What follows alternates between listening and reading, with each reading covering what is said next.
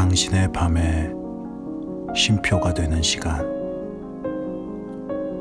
저는 남자 사람입니다.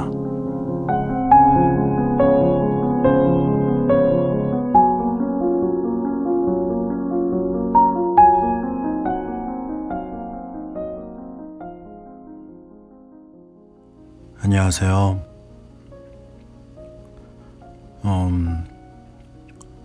여러분한테 꼰대는 어떤 의미세요?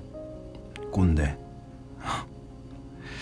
그 꼰대라는 사전적 의미를 혹시 알고 계신가요? 이 꼰대라는 사전적 의미는 권위적인 사고를 가진 어른이나 선생님을 비하하는 학생들의 은어라고 명시되어 있어요. 말 그대로 이 꼰대라는 말은 정확한 어떤 뜻이 있다기보다는 은어인 거죠. 일정한 이런 친구들이 쓰는. 그리고 이 꼰대라는 말이 이 영어로 해석하기도 조금 애매한 부분이 있다고 해요. 그래서 영어 단어로는 말 그대로 이젠 꼰대라고 이렇게 표기가 되어 있다고 하네요. 무엇이 됐든 그렇게 꼰대라는 말은 좋은 뜻은 아닌 것 같아요. 친구라던가 어떤 누군가와 이렇게 대화할 때에도 너 완전 꼰대다 하면서 이젠 놀리는 경우가 많잖아요. 다들 이 꼰대라는 얘기를 듣고 싶어 하지 않죠. 그러면서 한번 다시 생각해보게 됐어요. 꼰대라는 말에 대해서. 이 꼰대라는 게 결국에는 그렇잖아요. 나이를 먹어가면서 어떤 저보다 이제 어린 친구들 대상으로 하여금 이젠 꼰대가 돼가는 거죠. 그럼 어찌됐든 나이를 먹으면 이제 꼰대가 되는 건데, 그래 어차피 되게 되는 거라면 좀 좋은 꼰대가 돼보자. 그쵸. 그 좋은 꼰대라는 게 무엇인지 이렇게 정확하게 명칭하기는 좀 어렵지만, 제 생각은 우선 나이를 먹으면 먹을수록 겸손함을 가지고 상대방을 인정하면서 이렇게 살아가면 될 수 있지 않을까 생각이 듭니다. 이제 저희 채널을 들으시는 분들 중에 나이가 좀 지긋하신 분들도 있는데, 그런 분들이 들으면 참 가소롭다? 그렇게 생각하실 수도 있는데, 제가 이제 어느 정도 어른이 되어가는 나이대다 보니까 이런 생각을 가지게 되는 것 같아요. 어차피 그렇잖아요. 내가 꼰대가 아니다 이렇게 이야기를 해도 상대방이 그렇게 보는 거니까, 그 꼰대라는 그 의미 자체가 뭐가 됐든 다른 누군가가 나를 보는 시선. 그래서 저는 이렇게 생각을 했습니다. 기왕 될 거 좀 당당한 꼰대가 되자. 누가 뭐라고 하더라도 좋은 의미로 받아들일 수 있게. 네. 여러분들도 좀 멋있고 존경받을 수 있는 그런 꼰대가 되기를 바라봅니다. 저도 그렇고요. 오늘은 젊은 베르테르의 슬픔 13번째 시간인데요. 참 저희 입장에서는 옛날 사람이 쓴 거니까 멋있는 꼰대가 쓴 거가 되겠네요. 그럼 당신의 밤에 쉼표 같은 시간이길 바라면서 젊은 베르테르의 슬픔 13번째 이야기 시작하겠습니다. 재밌게 들어주세요.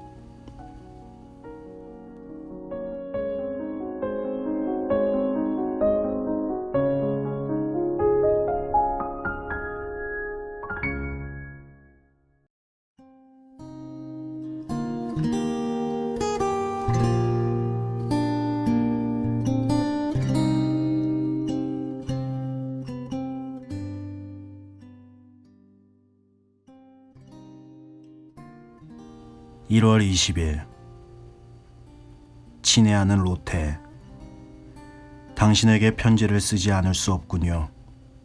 이곳은 지독한 악천후를 피해 들어온 작은 농가의 방입니다.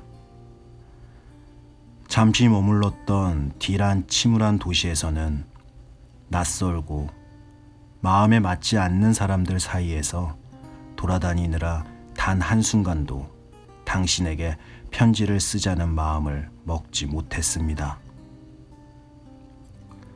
그런데 지금 눈보라와 우박이 거칠게 작은 창문을 때리는 이 오두막에서, 이 외로움 속에서, 이 제한된 환경에서 제일 먼저 생각난 것이 당신이었습니다. 이 방에 들어오자마자 당신 모습이, 당신에 대한 기억이 저를 엄습했습니다. 아, 로테. 성스럽고 따뜻했던 당신 모습과 기억이, 오 하느님, 우리가 처음 만난 행복했던 순간이 되살아납니다. 로테, 만약 당신이 저를 보실 수 있다면 마음의 갈피를 잡지 못하고 갈팡질팡하는 모습이겠지요. 제 오간이 얼마나 메말라 가는지, 단 한순간도 가슴이 충만하지 않고 단 한 시간도 행복을 느끼지 못합니다. 아무것도 느끼지 못합니다. 아무것도. 마치 요지경 상자 앞에 서 있는 것 같습니다. 그래서 난쟁이와 조랑말들이 눈앞을 스쳐 지나가는 광경을 보면서 혹시 헛것을 보는 것이 아닌지 자문하곤 합니다. 저도 그 놀이에 가담합니다. 그게 아니라 꼭두각시처럼 끌려 들어갑니다. 그래서 때때로 제 옆 사람의 나무로 된 손을 잡고서는 깜짝 놀라 물러납니다. 저녁에는 내일 해돋이를 구경하자고 마음 먹어보지만 아침이 되면 침대에서 일어나지도 못합니다. 낮에는 어두워지면 달빛을 즐겨보자고 바라지만 막상 밤이 되면 방 안에 처박혀 있습니다. 왜 잠자리에서 일어나는지, 왜 잠을 청하는지도 모르겠습니다. 제 삶을 움직이던 효모가 바닥났습니다. 한밤중에도 정신을 말똥말똥하게 유지하게 해주고 아침이면 잠에서 깨워주던 자극이 사라져버렸습니다. 여기에서 유일하게 여자다운 여자를 알게 되었습니다. 비양이라는 아가씨입니다. 친애하는 로테, 누군가 당신을 닮을 수 있다면 그것은 바로 그녀입니다. 아마 당신은 이렇게 말할 겁니다. 어머나, 이 사람이 달콤한 사탕발림도 하네. 전혀 틀린 말은 아닙니다. 얼마 전부터 저는 아주 곰살궂어졌고 재담도 많이 하게 되었습니다. 살아가자니 다른 도리가 없었기 때문입니다. 그래서 여자들은 저보다 멋들어지게 칭찬할 줄 아는 사람은 없을 거라고 합니다. 거짓말도 남보다 잘한다고 덧붙여야 해요. 거짓말 없이는 안 되니까요. 무슨 말인지 아시겠죠? 비양 얘기를 하려고 했었죠. 그녀는 감정이 아주 풍부한데 이것은 그녀의 파란 눈에서 역력히 드러납니다. 그녀의 귀족 신부는 마음속에 품고 있는 소원을 하나도 이루어주지 못해서 그녀에게 오히려 짐이 됩니다. 그녀는 일상이 번잡해서 벗어나고 싶어 해서 우리는 시골에서 순수한 행복을 느끼는 장면을 몇 시간이나 상상하곤 합니다. 아, 당신 얘기도 합니다. 그녀가 얼마나 자주 당신을 예찬하는지 억지로 하는 것이 아니라 마음이 움직여 자발적으로 그랬습니다. 당신 얘기를 듣기 좋아하고 또 당신을 사랑하게 되었답니다. 아, 제가 정들고 친숙한 그 방에서 당신 발치에 앉아 있다면 얼마나 좋겠습니까? 그러면 우리의 귀여운 아이들이 뒤엉켜 제 주위에서 뒹굴겠지요.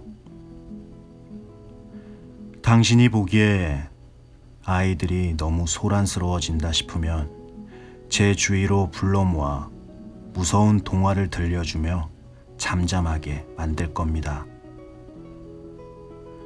석양빛에 반짝이는 하얀 눈이 덮인 대지 위로 해가 장엄하게 지고 있고 눈보라는 지나갔어요.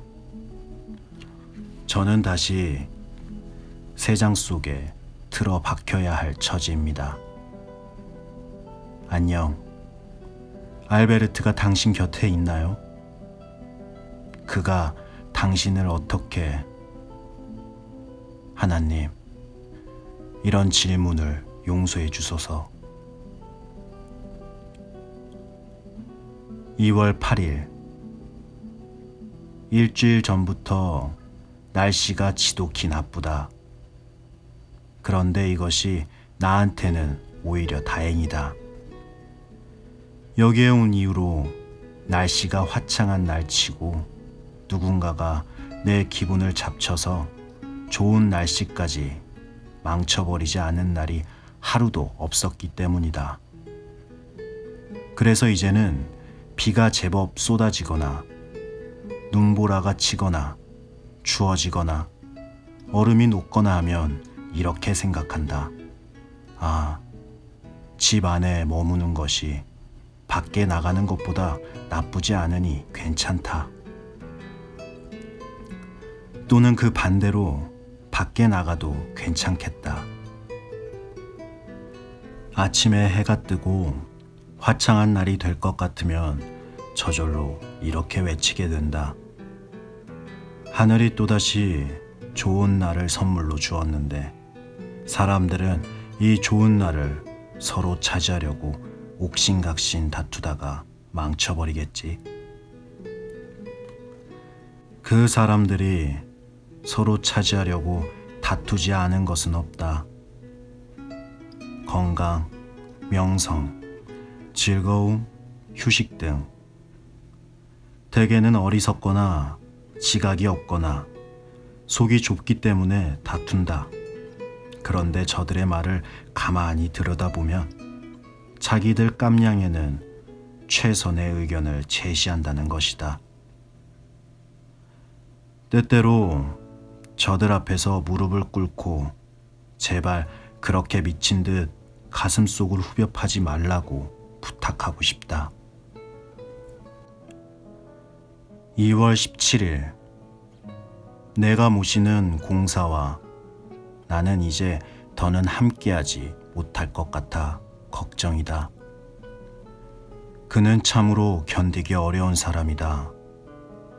그가 일을 하고 사물을 처리하는 방식이 하도 우스꽝스러워 나는 이 일을 제기하거나 자주 내 생각에 따라 내 방식대로 처리하지 않을 수 없다. 그러면 그는 당연히 못마땅해 한다. 이런 일로 그는 최근에 나를 궁정에 고발하기도 했다. 그 일로 장관님이 내게 가벼운 견책을 내렸다. 가벼운 것이지만 견책은 견책이었다. 그래서 나는 사직하기로 작정했다. 그때 장관님에게서 개인적인 서신을 한 통 받았다.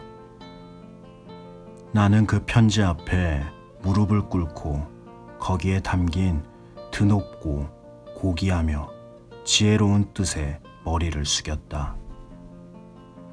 그분은 너무 예민한 내 감정을 나무랐다. 그리고 활동이나 다른 사람에게 미치는 영향이나 철저한 업무 수행 등에 대한 내 엉뚱한 아이디어를 젊은이다운 훌륭한 패기로서 존중하고 그것을 완전히 폐기하지 않고 조금 완화해서 제대로 기능하고 효과를 한껏 발휘할 수 있는 분야로 이끌어 가려 한다고 했다. 나 역시 일주일 만에 기력을 회복했고 마음의 안정도 찾았다. 영혼의 안정은 참으로 소중한 것이고 자기 자신한테 느끼는 즐거움이다. 친애하는 친구여, 다만 이 보석이 아름답고 값진 만큼 쉽게 깨질 수 있을 텐데 그러지 않는다면 얼마나 좋겠나. 2월 20일 사랑하는 사람들아, 하나님께서 너희를 축복해 주시고 내게서 거두어 주신 행복한 나날을 너희에게 베풀어 주시기를. 알베르트, 내가 날 속여줘서 고맙다. 너희 두 사람의 결혼 날짜가 언제인지 알려주는 기별을 기다렸다. 그날이 되면 벽에 걸어둔 로테의 실루엣을 엄숙하게 떼어내 다른 서류들 사이에 묶어두려고 작정하고 있었다. 이제 너희 두 사람은 한 쌍의 부부가 되었는데 그녀의 그림은 아직 여기 걸려있다. 그럼 그대로 놔둬야겠지. 안 될 이유가 무언가. 나 역시 너희와 함께 있을 것이고 너한테 폐가 되지 않으면서 로테의 마음속에 자리 잡고 있다. 그렇지. 거기에서 두 번째 자리를 차지하고 있고 그 자리를 지키고 싶고 또 지켜야 한다.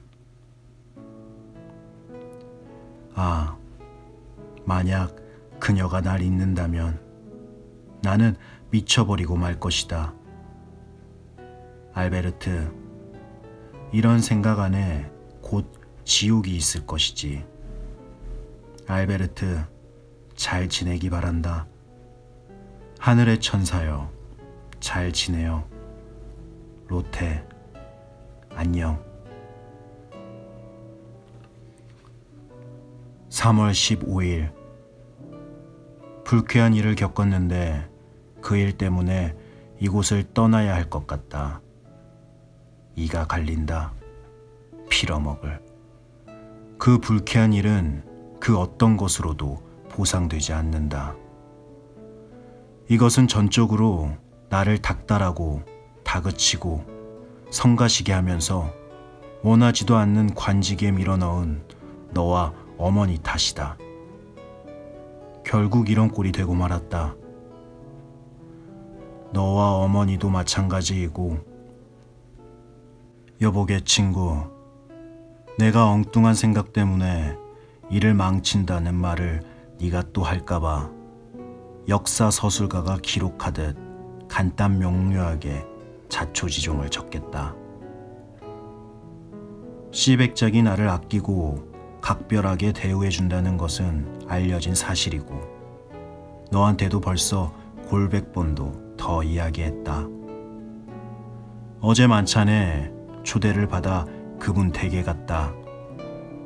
그런데 그날 저녁에 지체 높은 신사숙녀들의 파티가 예정되어 있었다.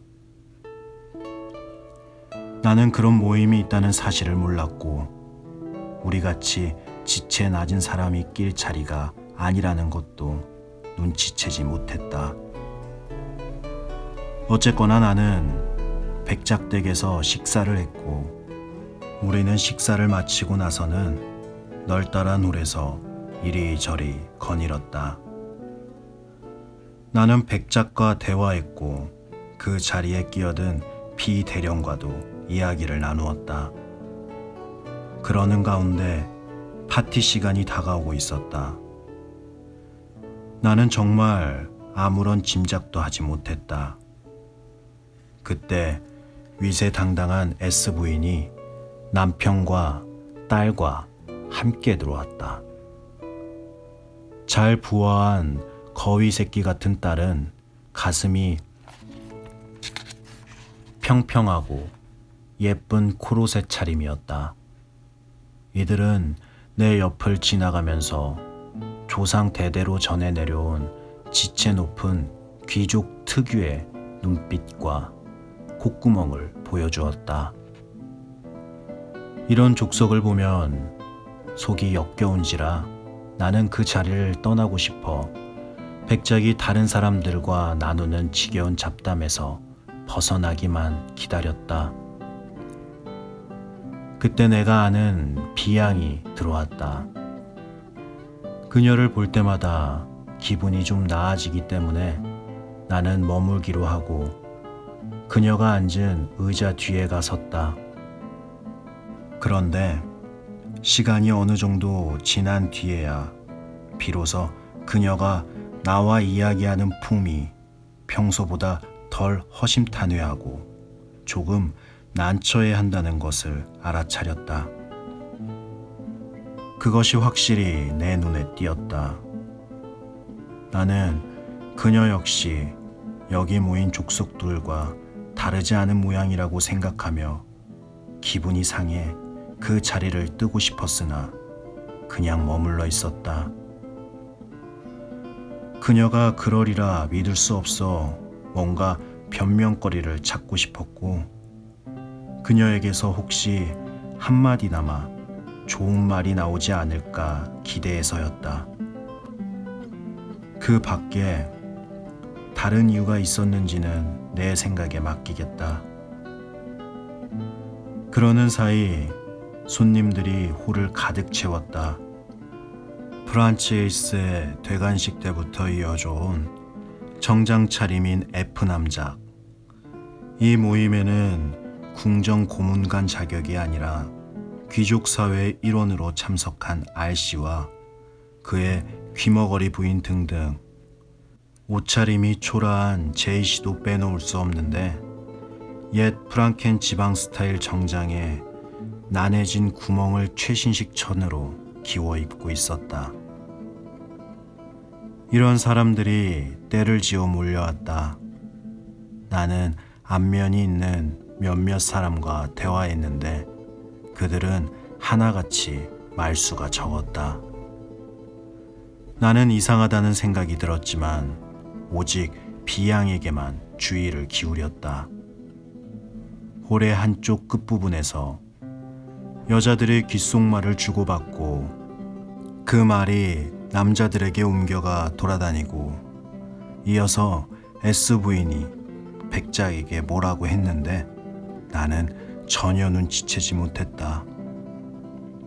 이런 사정은 나중에 비양이 이야기해 주었다.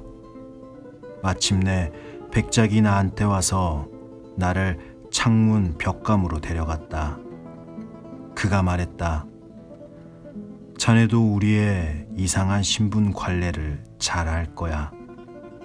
보아하니 여기 모인 사람들은 자네가 이 자리에 있다는 것이 언짢은 모양일세. 나야 조금도 그렇지 않지만. 내가 말을 가로챘다. 카카, 죄송하기 짝이 없습니다. 진즉 그런 생각을 했어야 옳았습니다. 제 불찰을 용서해 주시리라 믿습니다. 진작에 물러가려고 했는데 뭐에 쓰여서 머물렀나 봅니다.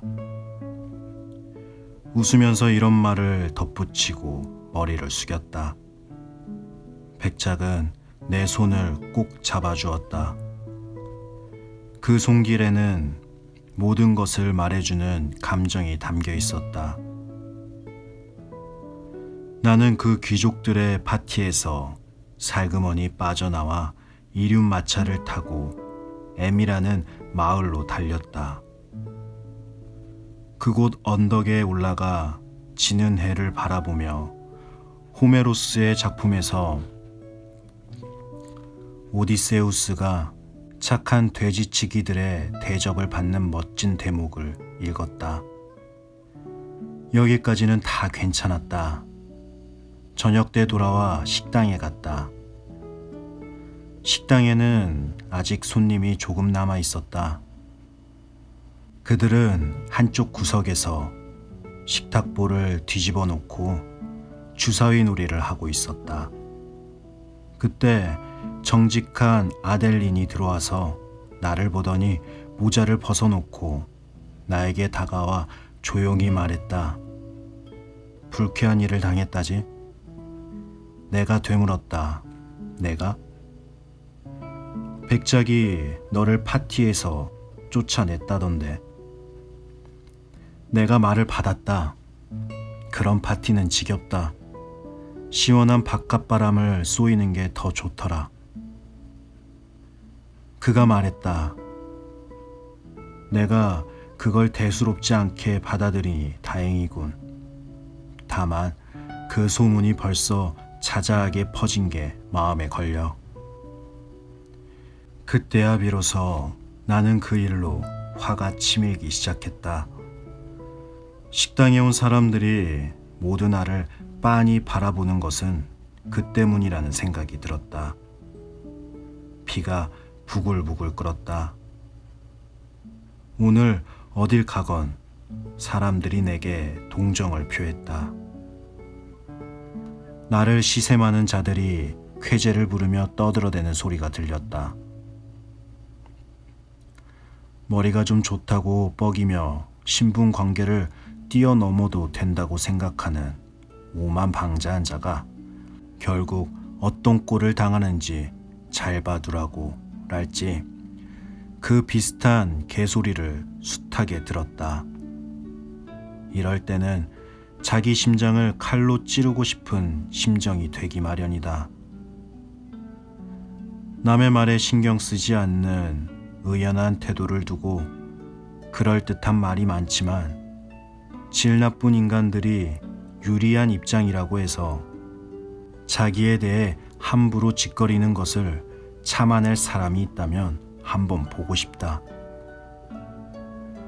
그들이 짓거리는 험담이 근거가 없는 것이라면 그냥 가볍게 넘어갈 수 있겠지만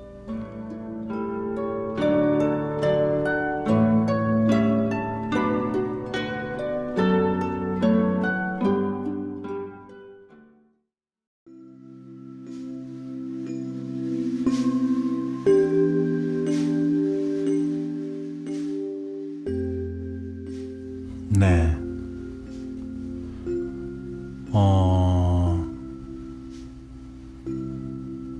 그래요. 뒷담화. 그쵸. 사람이 대화를 하게 되고, 그렇게 되면은 누군가의 뒷담화를 할 때도 있고, 그런데, 저 같은 경우는